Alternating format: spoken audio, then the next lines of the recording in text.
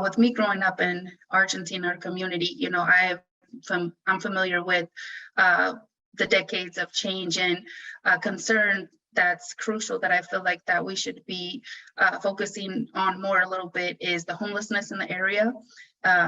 It has improved a little bit with the, of course, pandemic that's going on. There are some entities that I'm with the SWAN group. It's the Southwest Argentine Neighborhood Association. And so we're merged with the South Patrol. They help out a lot. There's also Better Together. It is a nonprofit clinic that's opening up. We're still in the works of smoothing some things out, but that's going to be a free clinic that we can utilize as a resource to help the homelessness as well. Another group is the Queens group. It's part of, it's part of the Queen of Holy Rosary. So they go around and they pass out food to the homeless, giving supplies, things that they're needing. And so with being a bridge and merging all of these, emerging, you know, with the South Patrol, who is called usually for homeless people, you know, who are trespassing on properties to find a place to stay for the night. You know, a lot of times they're giving some information, but if they're called over, I think 2 times, then that's when they can be arrested. So trying to reach out and use our resources for this crucial, you know, need that's needed in our area, but being able to look around the patterns that's in the community and others communities, how they improved it, what resources they used, what programs they've started, what kind of nonprofits or, you know, unified governments organizations out there that can help utilize as well.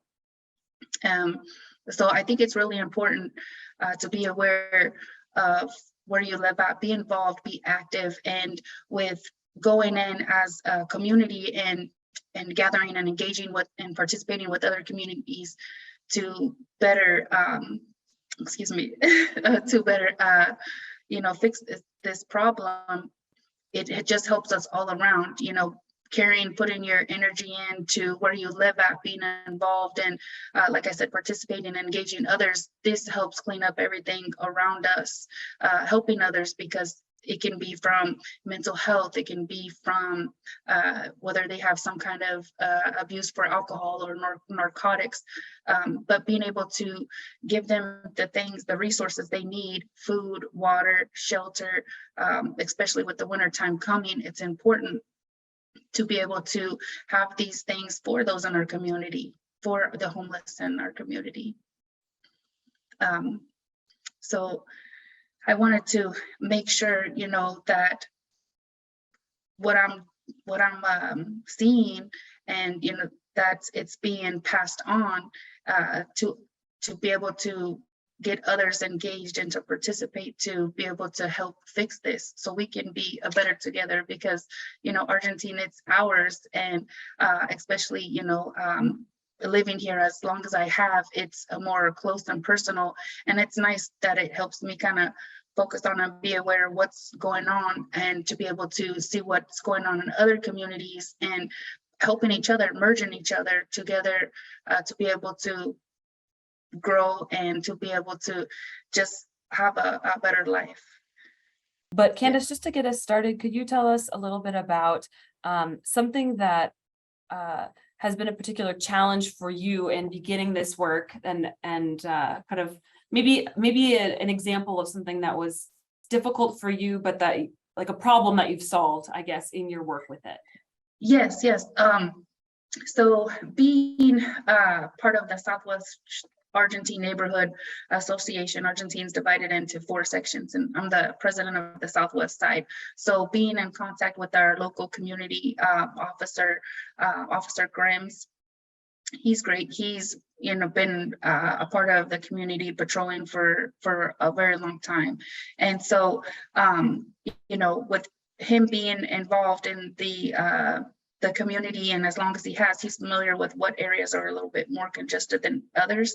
And so there's a spot that homelessness kind of focus in on, and it's kind of in a little bit towards the middle Southwest side actually.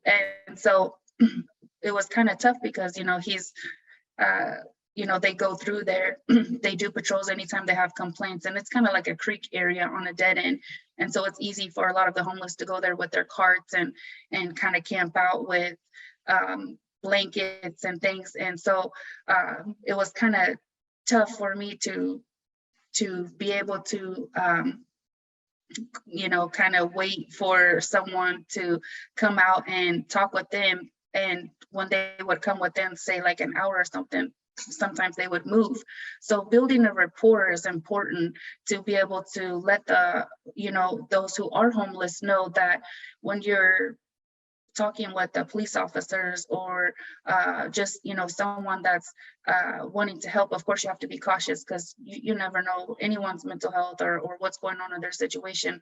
But it's kind of frustrating, like I said, with some of the areas that we do know that are congested, and if you kind of mention something or they kind of know, they will move but then go back. So it's kind of tough to kind of catch them and let them know, like you're not going to go to jail right away. There's resources to use, and a lot of the time the homeless, they're more open to get help from the church because they know that the friars are going there with food and the sisters as well. So that's kind of a battle that one of our resources kind of has a hard time connecting with them. But like I said, it does help with if they're familiar with this area and been in here for a while, then they're familiar with the community officer as well. Yeah. Hi, Candace. Hi. I'm presenting next, so you and I should touch base after this because I think we're going to have a lot to chat about. Nice. Okay. I love hearing about the work you're doing. I'm curious, are you all connected to groups like Crosslines or Livable Neighborhoods who are regularly kind of organizing around issues of getting things like a cold weather shelter for our community? So for the Queens group, they actually make these mats.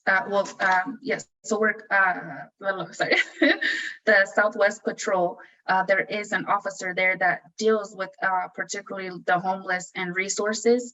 I can't remember her last name, but yeah, we definitely have to link up because she's a great resource, and she knows which particular resources are more up to date to help these homeless, just to help anyone in general. And so the Queens group, what they do for with it being cold is we have some gals crocheting Walmart bags into tight knitted floor mats. And so that's something that they're trying to utilize too. But a lot of the space, we're also looking at what areas are not being utilized. So there's a lot of empty buildings, and there's one in particular that's sometimes used as a food kitchen. So the homeless can come up on Sundays. And so it's just kind of, what supplies are available. But that's something as well. That's great. The reason I ask is I sort of had a follow-up question, but Yes. Just in general, you're a student at Donnelly College.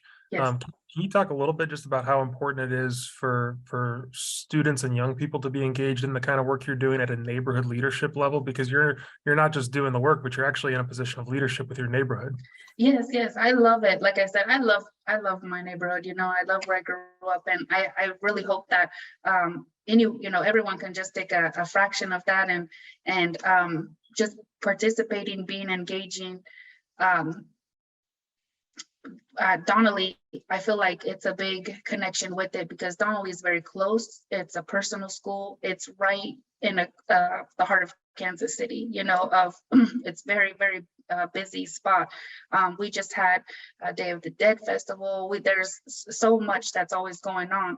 So with Donnelly having so many, it's a more younger crowd there. It's important, and what I've seen and what gets me, pumped and to be more engaged too is the staff and the culture, just the all around, positivity, wanting to flourish, wanting to be more outside of the school. So it's just like what we're doing now. And I think it's a beautiful thing. And I believe that, it's our generation's time. Like even in your 20s and your 30s, that's our time to step up and to be able to be engaged in our communities and seeing how we can be involved and grow, because those who were, you know, taking the roles before, they're older, and so with the elderly, you know, that's our time, and especially with the closeness and personalness that we have, I mean, it just makes it a more smoother transaction to bridge everything together and to kind of, you know, to be able to help each other. Well, I have at least one more question. I'll ask this one, Okay. and then, you know, so hopefully we can give someone else another opportunity to formulate theirs. And I apologize if I missed this when you were already speaking about it. But can you talk about a little bit about the kind of, do you have ongoing regular meetings with all these various different people? Yes. Yes. Okay. Could you speak a little bit about that, or did you already Yes. speak about that? Because you did. Okay, I'm so sorry. I didn't talk about the scheduling of it. Okay. Okay. So with the Southwest Patrol, that's once a month on a Thursday. And what that does too, I'm a part of the ABC Corporation, that's the Argentine Better Corporation as well. So excuse me. So what that does is we're involved. We're the ones that like deal with the parades and livable neighborhoods. Matt mentioned that. So that is linked together. Livable neighborhoods is linked in, and constantly, you know, we're putting information out there on our ABC page that discusses, you know, resources, what times and locations where you can go and get, you know, fruits and vegetables for free, you know, through the harvest donations, and where you can get things at. So livable neighborhoods is constantly, that is a big part of ours as well, because the unified government, our director of Argentine and his associate, those two, they are with Argentine as well. And so when I go to the meeting with the Southwest, after that, I let, you know, come back to, I go to another meeting for Southwest and let them know what's going on in the neighborhood.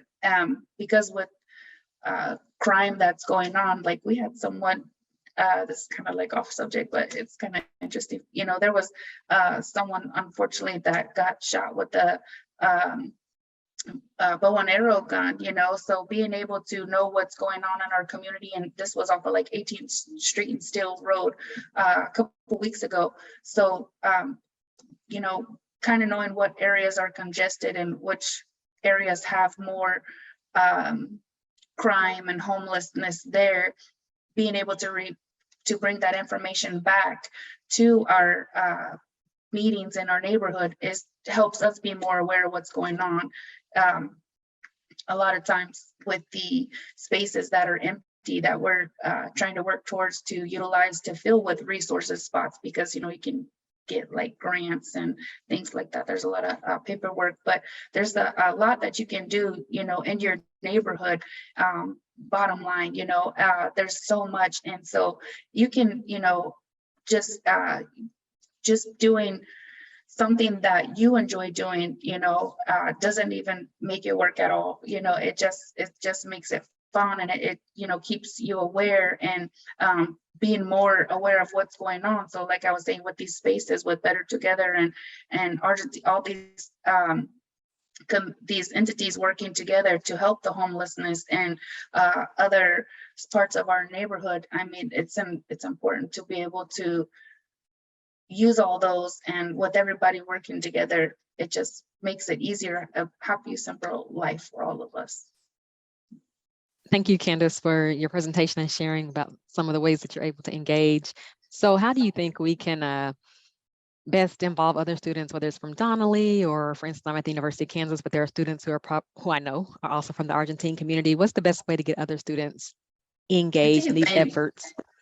Events. I mean, anytime that there's like a parade, our Argentine ABC committee, there is a monthly event that provides during school time free haircuts for the kids and supplies. And so during that time where you're you know, giving the community resources, you know, I mean, that's donating clothes. There's so much that's going on with the livable neighborhoods. Attending one of those meetings, I mean, because they branch off to anything and everything. So I'd say events that definitely gets, people, that's what got my attention. And, I just branched off to it and just enjoy every part of it. Do you foresee the government and the church working together even closer to help homelessness? And how do you bring these two entities, the government and the church, together? Thank you, Brenda.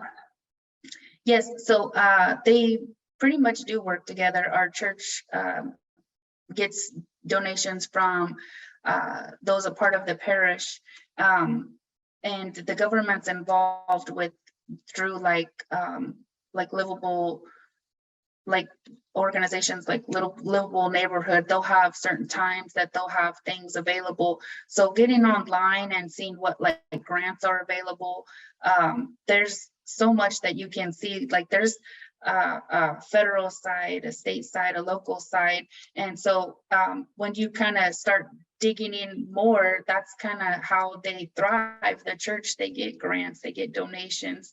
And so to and what's naturally is going out helping the homeless. So those things are merging together. And with the South Patrol, as I mentioned, I was talking with one of the officers, and so she deals with the homelessness. And so there's a connection already, but there can be more, and there obviously needs to be more engagement. And that's what makes this so critical, because it's a need that's important that we need to focus on. And I believe that if we each participate and do a little part to engage and help each other, that we can fix it, we can improve it. Thank you, Candace. This reminds me a little bit of earlier today. We had a presentation from some students at KU who spoke about an initiative called Jubilee Cafe, and they offer two mornings a week. They have like a restaurant style breakfast for homeless folks in the Lawrence area. And one of the things that they pointed out in their presentation was kind of that there's different ways to look to support people experiencing homelessness. I mean, there's like the kind of seeking to manage homelessness and kind of help, kind of support individuals who are experiencing homelessness, and also seeking to solve homelessness, right? And it sounds like your organization is, or not just your organization, the organizations in which you're involved are doing a little bit of both, right? Trying to kind of offer resources for that, kind of trying to solve the underlying issues, trying to help individuals to move from homelessness to more stable housing and all the various supports that go with that. But then also just some immediate kind of managing and kind of addressing basic needs, as they present themselves. So I think that's great to see. Kind of, we saw that example, like I said earlier today, in the Lawrence area. We're seeing now, hearing about your presentation in the Kansas City, Kansas area. So yeah, thank you. I think that's amazing, and I can't, for all of us to merge together and to help each other. That's what it is, because, working together, it makes things easier. And, you have to put it, you have your hard times and your good times, but to be able to put time away for something that's surrounding you, where you live at, where you where you're raising your family, that's important. Being engaged and knowing what's going on, it just gives you a better peace of mind. And, you feel good helping others. It could be one of the just smallest things, helping one person, giving them some food that may have been, the day or the confidence that they needed, like getting what they needed nutrition wise, and the supplies that they need to take that next step to be able to move forward, to get their life back on track for whatever reason that they fell into being homeless.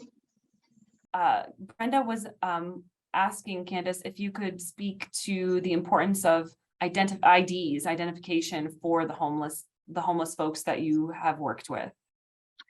IDs. Oh, yes. So that's another thing too. A lot of times when homelessness, whether if it's for mental issues or having, some kind of addiction, they're going to need some kind of identification. So there is resources with the local police department, the churches, the Queens have information as well. So there's a pretty good listed sheet that's always available, passing out, along with food and water that they can use to call, like United Way, Salvation Army, seeing what if it's a woman, shelters for them, especially if they're expecting, because I've even seen women, I've seen a woman like 4 or 5 months pregnant. She looked like it, but she was probably further along because she was so skinny, so it's just, it affects anybody, and unfortunately, going through homelessness while being pregnant, I can't even imagine, so it's important to have identification. And I'm glad that these resources are set up, because that helps them be able to get the help they need, especially to take care of their family, to take care of themselves and their children,